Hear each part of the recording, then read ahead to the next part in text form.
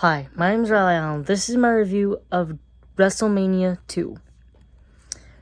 And boy, have the matches in-ring work really improved, because these matches sucked.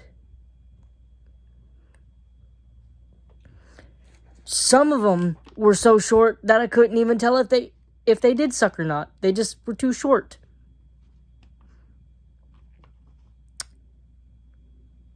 In total, I think there was like 12 matches. The first match was Paul Orndorff versus the Magnificent Morocco.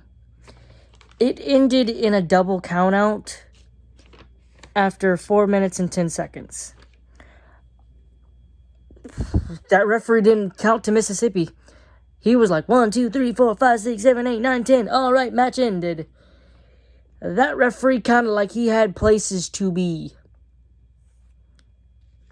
I don't even think they were out there for that long, out of the ring for that long. I think he was ringing the bell the moment they got out. I don't know. It wasn't a very good match to begin with anyways, in my opinion. The next match was Randy Savage defeating George Steele to retain the Intercontinental title. It lasted for 5 minutes and 10 seconds, and it was kind of fun. It was fun in the way George Steele has an animal. He was biting.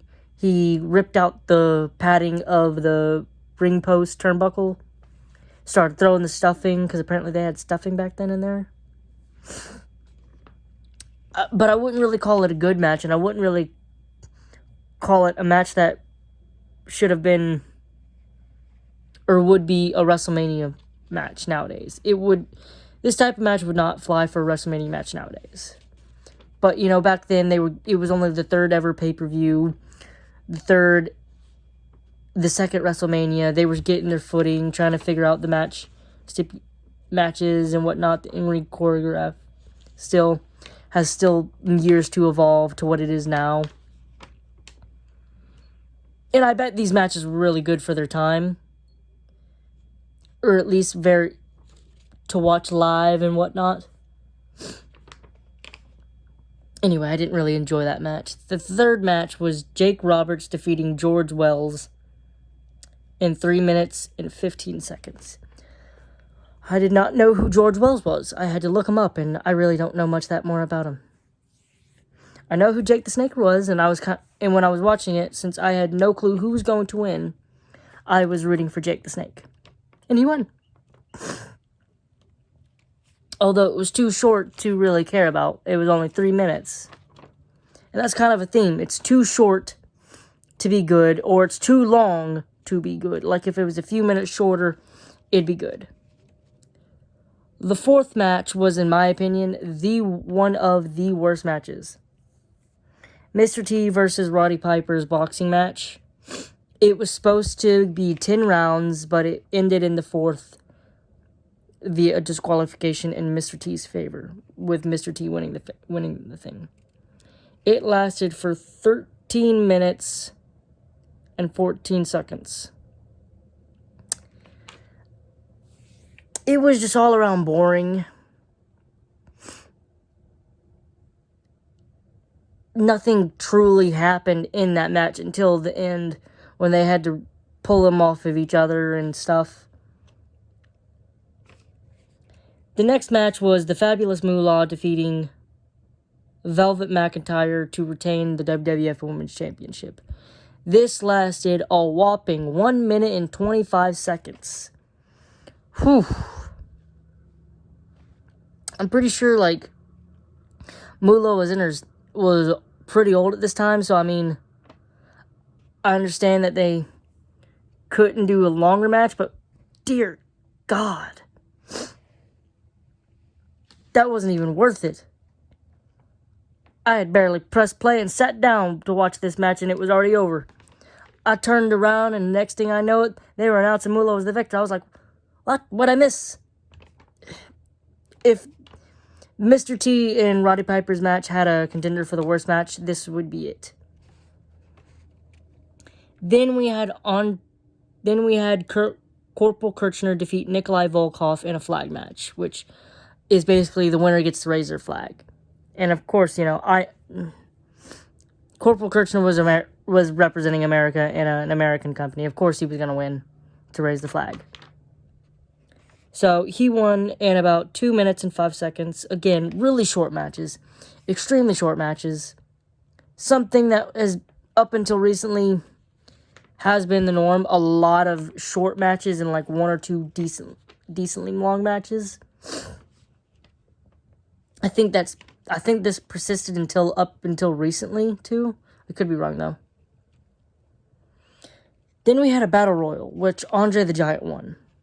It was a WWE versus NFL.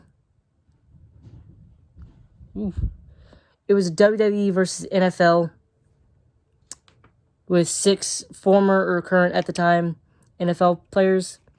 The other participants in the match were Jimbo Covert, King Tonga, and this is the order of elimination. So Jimbo Covert was the first out, then King Tonga, Ernie Holmes, Jim Brunzell, Tony Atlas, Pedro Morales, Harvey Martin, Ted Arcidi, Danny Spivey, Hillbilly Jim, B. Brian Blair, Bill Fralick, The Iron Sheik, Bruno Sammartino, William Perry, John Studd, Russ Francis, Jim Neidhart, and Bret Hart. I like that Andre the Giant one. It's because, when you hear Andre the Giant, you see a big guy like that, you think, yeah, of course he's going to win. And this is something that hardly ever happens in Battle Royals. It's always the top guy winning.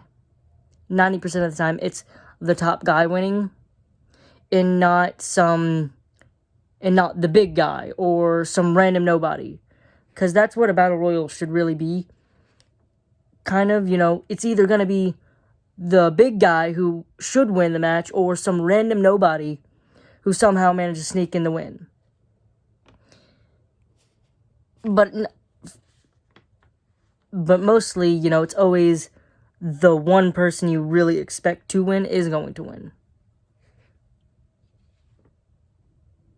Also, I'm pretty sure there was, at this time, 3 former world champions in this match. Because I think Pedro Morales was a former world champion. I could be wrong, though. I know Bruno Sammartino was, and I'm pretty sure the Iron Sheik was as well.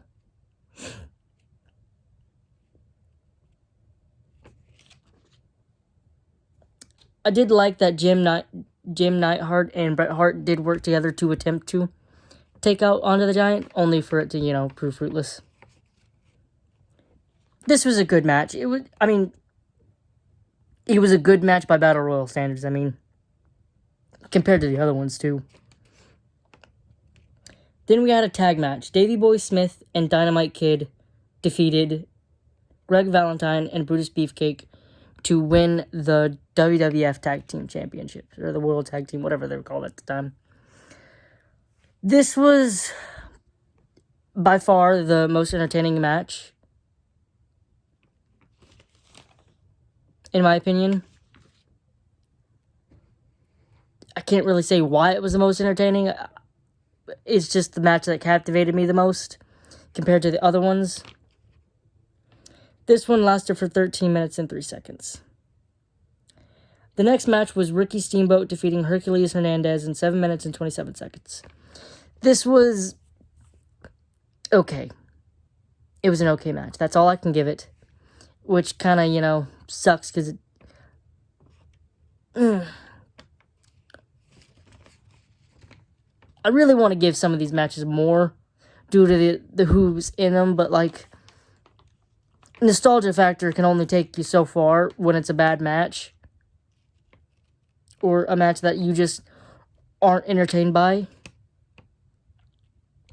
The next is Adrian Adonis defeating Uncle Elmer in 3 minutes and 1 second. Woo! I'm gonna tell you, Uncle Elmer definitely looks like someone's Uncle Elmer. Everybody was steroided up basically, and Uncle Elmer it just looked like somebody's Uncle Elmer. He had the best name. At no point did I think he was going to win, though. I knew Adrian Adonis was gonna win. It was entertaining in a dumb way, I guess. The next match was Terry and Hoss Funk defeating Junkyard Dog and Tito Santana in 11 minutes and 42 seconds.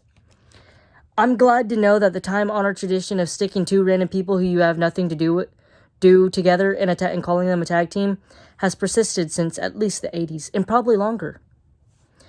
Because in no way, shape, or form when I hear Junkyard Dog and Tito Santana, would I think, oh yeah, they're a tag team. This was entertaining, too, I guess. The tag teams were the most entertaining matches. Next was Hulk Hogan defeating King Kong Bundy to retain the WWF World Heavyweight Championship in 11 minutes flat. This was... okay. I'll admit, I'm spoiled, having these modern matches, better choreography, and all that. And by this point, they've already had like 40 years of WrestleManias to get it down pat. I'm going to give the best match of the night to the tag team match between Davey Boy and Dynamite Kid versus Valentine and Beefcake, while the worst match I'm going to give to Paul Orndorff and Magnificent Morocco, since it didn't really have a finish. It was a double count out. I kind of felt like some of these matches could have not been on here, and some of the other matches might have benefited. Like, one match could have not been there, and to bolster another match by a few minutes, maybe give them something to work with. Also, all this WrestleMania took place in 3 separate arenas for some reason. Oh, I know the reason, money. They wanted to make as much money as they could. But kind of felt dumb.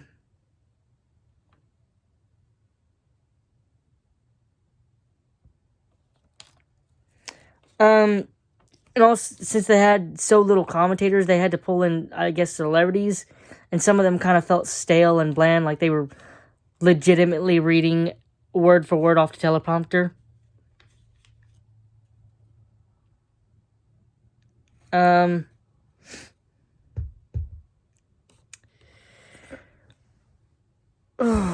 Overall, I'm gonna give this a 4 out of 10. I didn't enjoy it. I had to pause it and stop, and then rewatch some, because it was boring. The only thing it's got going for is like a nostalgia factor due to the names who were on it, and the fact that it was only the second WrestleMania. But like, if this was like a random WrestleMania, say WrestleMania 12, it wouldn't have flown.